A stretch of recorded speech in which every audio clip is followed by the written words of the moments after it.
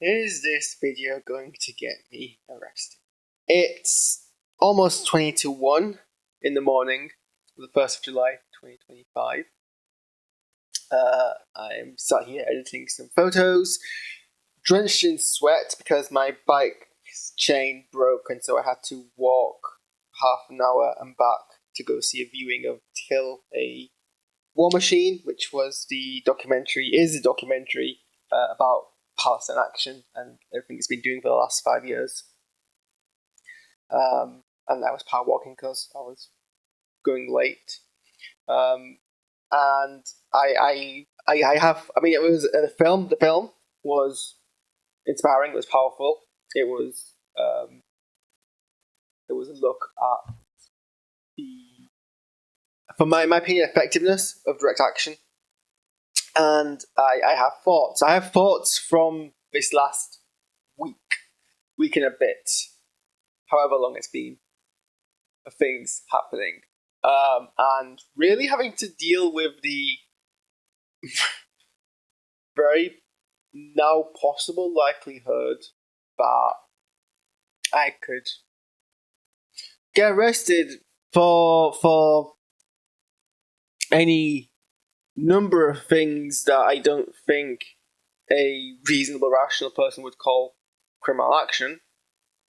But, you know, when you take laws and make them so broad but unclear and empower the abuse of it, you invoke fear, and, you know, that's not incompetence, that is fear as a tool of control from the oppressors. I mean, the chance of someone like me getting arrested unfairly was never zero. I am a brown, British, Pakistani, Muslim male. So I'm already in the UK the demographic that is unfairly targeted by the police force. I attend a lot of protests and demonstrations, so, you know, the likelihood increases. I can be stubborn, and I don't tend to know when to back down. Likelihood increases. I'm a photojournalist and a videographer, and that's a really double-edged sword, because in some respects it offers you a degree of protection when you've got a camera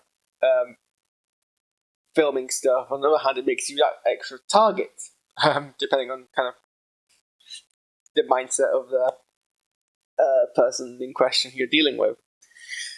But now we're getting to this place where, you know, and it's not a surprise. Okay, it's not the place we're getting to the moment. If you've not been watching news and somehow this is your first exposure to it, is that the direct action activist pro-Palestinian group Palestine Action is being tabled to be prescribed. And look, I'm not the leading expert on how the British government politics works, but that's on the table, and I'm not gonna, you know, go too much into detail about why that's ludicrous and stuff, because well, maybe I am. Should have muted that. Where's the mute button gone?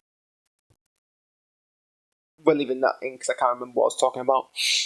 But like this isn't okay. I guess the thoughts that was in my mind was like, none of this is at all a surprise, and it shouldn't really be a surprise, because this was the inevitable next step of the increased anti-protest laws that got put into place that were already extremely broad powers given to the government and the police to control protests. And it's just bizarre to me that a majority of population aren't up in arms, figuratively, for legal reasons, over this.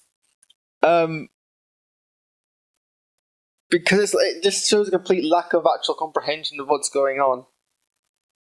Like, the idea that your cognitive dissonance to reality, that you don't grasp that protests by their definition are meant to be counter to the system for them to be effective, is just so confusing to me, because it goes completely against the sheer definition of the word. But if your protest is following all of the restrictions and the orders and the wishes of the people who you are protesting against, then you're not making a point. You're not saying anything you're not putting pressure on them. You're not saying they already know what you want. Like in this situation, the government already knows that there is this mass movement of people who want Britain to stop being complicit in the genocide. That's not news. They don't need reminding of that. There have been petitions, so the statistics and the numbers are there. And I imagine the numbers are vastly higher than the turnouts you get at even the biggest protests. They must be. I don't have statistics, so prove me wrong, please, if I am. But logically, that seems to be the case. I mean, I literally just put this camera on now and started filming because I had thoughts in my brain and I wanted to express them, whilst they were still fresh in my brain, because that's what happens, I guess, at 1:15 in the morning. But that's not the point of a protest. Is not awareness. That's not the point of a protest. I mean, sure, some people maybe, if they're very young, this is their introduction to the scale of things. But if you're already far gone in the world, not far gone, that sounds like that's what you said to people who are dead. But if you're already in the world for a long time and you don't know about what's happening, or you have a different opinion about what is happening, then that's a willful choice that you have made to either be ignorant or to believe something else. And therefore, the protest isn't going to change your mind. That is why it's not a useful. I mean, I'm saying to myself more than anyone else because I'm the easiest person to bait into an argument. But that's why it's not useful in a given march or protest to stop and argue with people who come to those protests to offer a counter opinion. It's why it's not useful if there is a counter a protest to go and approach them and have a conversation. They're not there to have their minds changed. That information is already out there. That's not the point of a protest. It's not to raise awareness. It is to put pressure onto things. And the only way you put pressure onto things is through the civil disobedience. You block roads because it pisses people off who places to be, and then they tell their politicians, they want more reasons to tell the politicians because it's affecting them personally, and then hopefully the outcome of that is to change policy so there's no reason to protest anymore. You make things.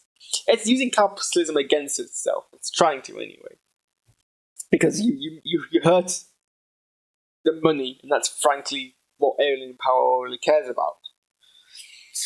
So yeah, protests aren't meant to be compliant, and so the fact that we're going to increase powers to the police to do more when people don't comply is an attack on the concept of protest in itself. And I mean, this isn't just some dim-witted left-wing person giving their opinion. Like, human rights activists have said as much about these few things. But they put that into place, and then you see things in the news about how some people are being arrested or for saying or doing such and such, and then you see and the inevitable next step was what we're getting here, where we're prescribing a activist group under anti-terrorism laws for something which you can rationalize as words as written, raw to the letter, being definitionally terrorism, but rationally is not, because it's not. It's like, look, words are defined, definitions are choice. Words are not natural. Words do not have an innate meaning. They have the connotations that are organically attached to them, which I know perhaps it's counter to what I just said. Not organically, but it's societally put onto them. through use or is prescribed by intent to them. Terrorism is a very loaded term because it is a very controlled term. There is functional difference between... I mean, look, to quote Wicked, so if you think I'm advocating something illegal by saying this, then you can, I don't know, shut down the West End. But you know, if you watch Wicked, and you haven't, it's not necessarily a spoiler, but there was a song in the line about how the difference between a freedom fighter and a terrorist is essentially which side of history you're on, and who is writing this history. And that's not wrong. French freedom fighters during the Second World War would be terrorists by definition. It's a meaningless term. We attach a stigma of it being morally bad, but that's propaganda. And this isn't like me giving an opinion on any particular given thing that's happened historically. I'm just talking about linguistics here. I'm talking about how it's a controlled political propaganda tool about what you decide is and isn't. If you want to talk about actual actions, there are obviously some things which are morally reprehensible, and some things which are less morally reprehensible, and some things which are actually morally obligatory to do. And there are things that are morally reprehensible that are being done by this state and this government, which are much worse than some things that are being done by others. And I mean, the things that this government is complicit in is much worse than anything Palestine Action is complicit in, and yet only one of the two is being prescribed for anti-terrorism laws. And I mean, I'm not the first and only person to make this commentary, so I don't even need to go much detail. I mean, I don't know, I can't remember off the top of my head. I'll put the name down in the edit who said this, who wrote a brilliant article for which paper it was for now, about how it's ludicrous. And so many people and I have been talking about how it's ludicrous. And so I'm not really adding anything new to the conversation, but I had thought, and I want to express it. Yes, and everyone, what's the point of this channel if I can't do that? And I went to see To Kill a War Machine, and frankly, it's inspiring stuff about how effective direct action is, because you're hurting the money you're hurting the money, and you're even if practically all you're doing is stopping a small percentage of bombs being made or bombs being sent, that you're potentially saving 1 or 2 life, and 1 or 2 life is more valuable than anything else.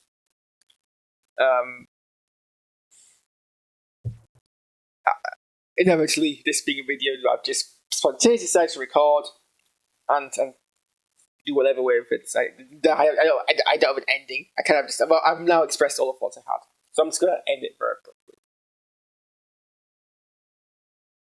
And then part of me is like, it doesn't matter. I guess is kind of what I'm leaning to, because ultimately, it's not. You don't have to get that far as to actually say these things. If the state wants you to be arrested, they will continuously water this. Not to slippery slope argument make. That was the sentence, not the right order of words, but you know what I'm saying. It's not going to stop at prescribing Palestine Action. Just as it didn't stop with the anti-protest laws, it's not going to stop here. So it's really relevant whether or not I express my support for this organization or not. Because if I don't, there is a inevitable trend of more and more. I mean, it's Palestine Action this week. How long until it's the Palestine Solidarity campaign? How long until how long until it's just simply, how long until, the phrase from the river to the sea, which anyone who actually, bothers to actually look into more than 2 minutes knows isn't anything problematic to say. That's always been thrown around as contentious stuff. How long until these things get made illegal? It's the gradual criminalization of this movement that is going to strangle us. So that's me being well, it doesn't matter what I do here and now, because if I don't make a stand here, I'm going to have to make a stand at some point. Something first they came for the something something. It's not a long poem. Everyone, we all know that. And if you're watching this video for whatever reason, you don't care about the Palestine movement, you don't care about a genocide that's going on to people who don't look like you.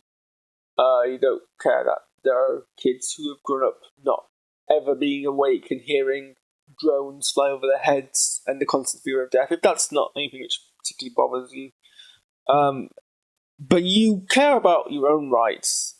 Again, it's not a long poem, and there's a very clear point behind it.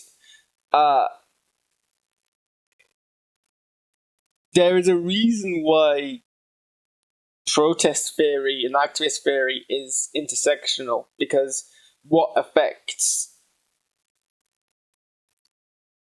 people's lives in Palestine affects you in this country if you aren't at the top of the ladder, if you're working class, if you're part of a marginalized group, if you're disabled, whatever. It will come for you if you don't make a stand here and now.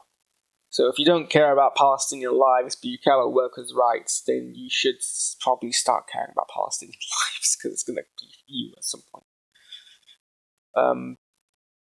But yeah, no. The one shiny thing giving me hope in this week, bizarrely, I never thought I'd ever say this, is Glastonbury. The fact that the government decided it was going to censor an artist, and obviously artists did the most artist thing possible and threw it back at them by amplifying the situation. Like the fact that there was an artist on the BBC saying "death to the IDF," which isn't a call for the killings of lives necessarily, because the IDF isn't a people, it's an organization, and if an organization ceases to exist, that is, in a definition of the word, killing that organization. If an organization stops, the organization has died, it has been killed off. Killing isn't necessarily, you can kill something without ending a life. You can kill a computer by turning it off. Whether that was what the artist meant, I'm not the artist. Just saying, there are many ways for what a word means. Many ways for what a word means. That's a weird sentence. Again, 5 to 1 in the morning.